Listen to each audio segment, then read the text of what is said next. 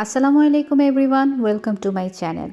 আমার আজকের রেসিপি ঘরে থাকা মাত্র 4টি উপকরণে তৈরি গাজরের লাড্ডু।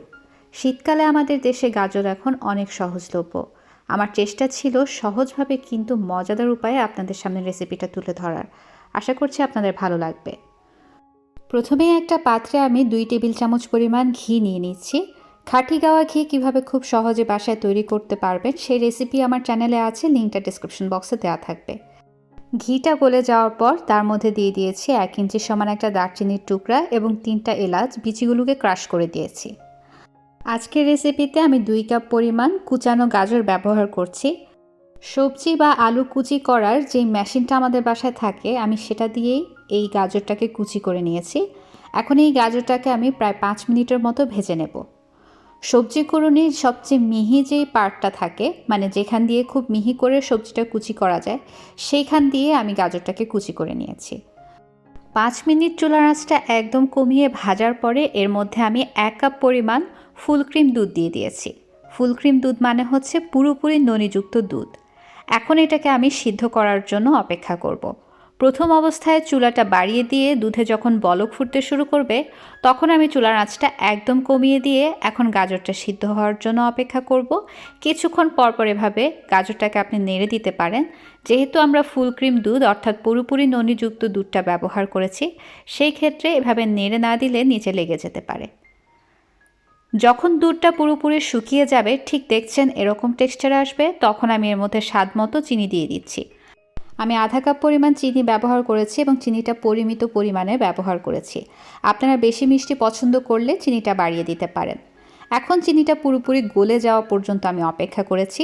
চিনিটা যখন গলে গেছে এর মধ্যে দিয়ে দিচ্ছি 1/4 কাপ মাওয়া। মাওয়া তৈরির একটা রেসিপি আমার চ্যানেলে আছে, আমি লিঙ্কটা ডেসক্রিপশন বক্সে দিয়ে দেবো। এছাড়া উপরে আই বাটনে ক্লিক করলেও পেয়ে যাবেন।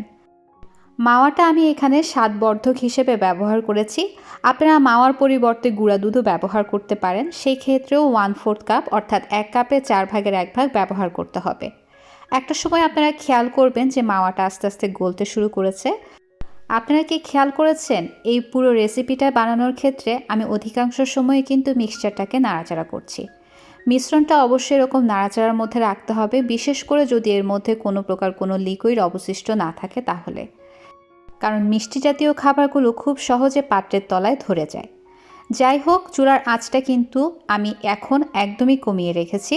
চুলার আঁচটা কম বা মিডিয়ামে রেখে আপনারা এই কাজটা করতে পারেন। খুব বেশি চুলাটা বাড়ানো যাবে না, তাহলে কিন্তু গাজরের যে সুন্দর রঙটা সেটা নষ্ট হয়ে যাবে। গাজরটাতে তাড়াতাড়ি ব্রাউন কালার চলে আসবে এবং স্বাদটাও নষ্ট হয়ে যাবে। তাই চুলার আঁচটা কমিয়ে নেড়ে চেড়ে এটাকে ভেজে নিতে হবে। একটা পর্যায়ে আপনারা খেয়াল করবেন মিশ্রণটা এরকম একটা সাইডে দলা পাকিয়ে যাচ্ছে এবং পাত্রের গা থেকে ছেড়ে আসছে। চুলার আঁচটা অবশ্যই আপনারা খেয়াল রাখবেন। এবং দেখতেই পাচ্ছেন মিহি করে গাজরটা সেদ্ধ করার কারণে প্রায় 15 মিনিটের মধ্যে আমার কিন্তু কাজটা হয়ে গেছে। যখন পাত্রের গাটা ছেড়ে আসবে এবং একটা সাইডে দলা পাকিয়ে যাবে তখন চুলার আঁচটা বন্ধ করে নিয়ে এটাকে হালকা একটু ঠান্ডা করে নিতে হবে। একদম ঠান্ডা করে ফেলা যাবে না। যখন এটা হালকা কুসুম গরম থাকবে তখন এটাকে লাড্ডুর শেপ দিয়ে নিতে হবে। যেহেতু আমি সবজি কুড়ুনির একেবারে মিহি সাইডটা দিয়ে এটাকে কুচি করে নিয়েছি, সেহেতু এটা টেক্সচারটা অনেকটা মতিচুর লাড্ডুর মতো হয়। তো এটা আপনারা আপনাদের পছন্দ অনুযায়ী আকার দিয়ে নেবেন এবং যেই পরিমাণ বড় বা ছোট আপনারা খেতে চান সেভাবে এগুলোকে বানিয়ে নেবেন। আমি একটুখানি কাঠবাদাম দিয়ে এটাকে সাজিয়ে পরিবেশন করেছি। আপনারা চাইলে এটাতে পেস্তা বাদাম বা কিশমিশ দিয়েও সাজিয়ে পরিবেশন করতে পারেন। এগুলো ছাড়াও খেতে ভালোই লাগে। এই ছিল আমার আজকের আয়োজন, 15 মিনিটে খুব ভিন্ন রকম একটা মিষ্টান্ন রেসিপি। আশা করছি আমার এই রেসিপিটা আপনাদের কাছে ভালো লেগেছে। এরকম আরও অনেক রেসিপি পেতে আমার চ্যানেলটা সাবস্ক্রাইব করে রাখতে পারেন। পাশে থাকা বেল আইকনটা ক্লিক করে রাখতে ভুলবেন না। আল্লাহ হাফেজ। কিপ ওয়াচিং ভোজন বিলাস বাই আলাইসা।